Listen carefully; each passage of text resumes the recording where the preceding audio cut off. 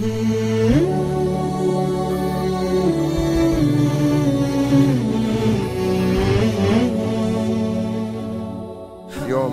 بدأنا أو عملنا مبادرة قليلة في حق من عملنا لهم، وهم عمال أو زملائنا من يعمل في خدمتنا طول السنة.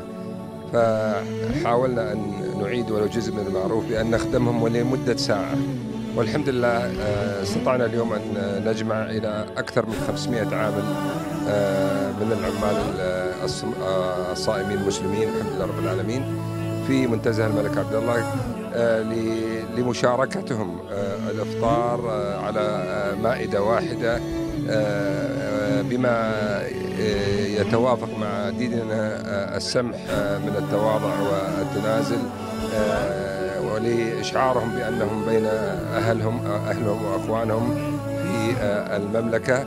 وهذا طبعا يندرج تحت مظلة توجهات الدولة في هذا الجانب في المحافظة على مقيمين هذا البلد وخاصة المسلمين.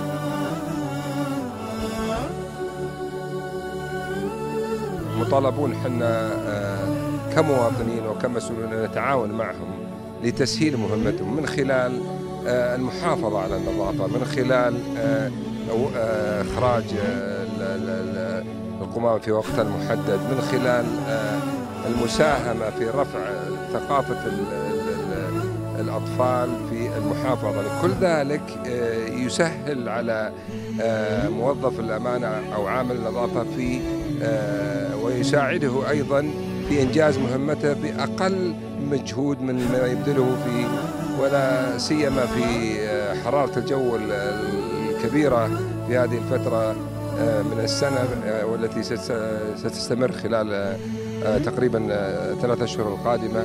لكن أنا أؤمن بأن مواطني هذه المملكة وخاصة في منطقة الأحساء يستشعرون هذا الجانب، وبإذن الله أناشدهم في هذه اللحظة بالتعاون ومساعدة موظفو النظافة من خلال المساهمة في الحفاظ على النظافة.